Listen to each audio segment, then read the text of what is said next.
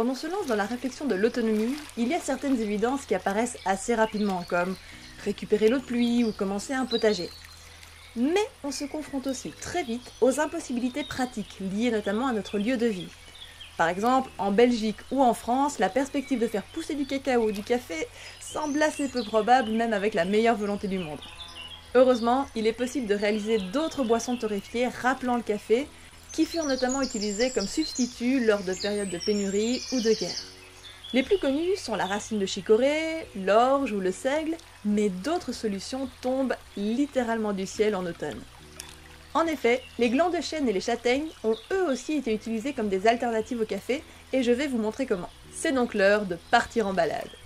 Ce que j'ai constaté, c'est qu'il vaut mieux attendre le moment où les bogues commencent au moins à s'entrouvrir, voire à éclater en touchant le sol. Souvent, quand la bogue est encore fermée et difficile à ouvrir, les châtaignes à l'intérieur sont trop petites pour être intéressantes et ne sont parfois même pas développées. Pour les glands, voici quelques conseils supplémentaires. De mon expérience, seuls les glands encore verts sont utilisables car les autres sont systématiquement véreux, mais il me semble que ce n'est pas le cas partout. Pour ne garder que les glands en bon état, procédez comme avec les châtaignes, en immergeant votre récolte dans l'eau et en supprimant les fruits qui flottent. Ensuite, décortiquez-les afin de les débarrasser de leur enveloppe extérieure. Le plus facile, je trouve, est de les couper en 4, comme ceci. Ensuite, pour débarrasser les glands d'un maximum de leur tanin, faites-les tremper dans l'eau pendant plusieurs jours ou semaines en changeant l'eau quotidiennement jusqu'à ce que l'eau de trempage devienne claire. Pour s'éviter la corvée du changement d'eau, il est aussi possible de placer les glands dans un sac en tissu ou un filet à maille fine et de le mettre à tremper dans un cours d'eau. Si vous n'avez pas de rivière mais que vous possédez une toilette alimentée en eau, potable ou non, vous pouvez également placer votre filet dans le réservoir d'eau. L'eau sera miraculeusement renouvelée à chaque tirage de chasse. Dans un cas comme dans l'autre, le but est de permettre à l'eau de laver les glands de leurs tanins, qui sont hydrosolubles, car ceux-ci sont amers et ne doivent pas être consommés en trop grande quantité.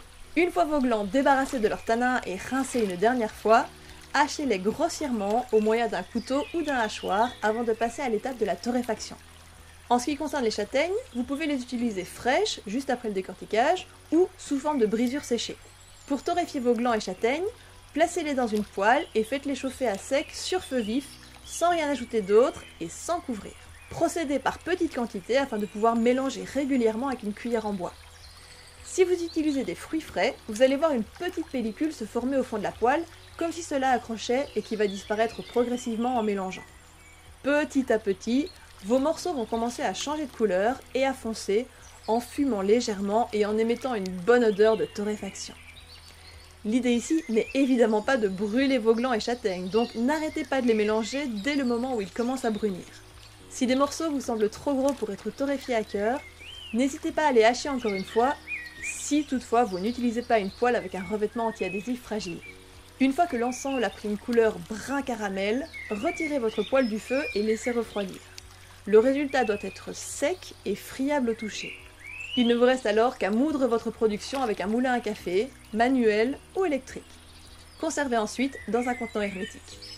Pour déguster votre breuvage tant attendu, vous pouvez le faire infuser dans une cafetière à piston ou le faire percoler comme un café. Utilisez d'abord une petite cuillère par tasse comme pour un café habituel et apprenez à ajuster en fonction du résultat et de vos goûts personnels. Le café de châtaigne donnera un résultat plus doux et rond, tandis que celui de gland rappellera plus fortement l'amertume du café à cause des tanins restants, en quantité plus ou moins importante selon votre persévérance lors de la détannification. En raison de ces résidus tanniques, il est d'ailleurs conseillé de ne pas consommer ce café quotidiennement.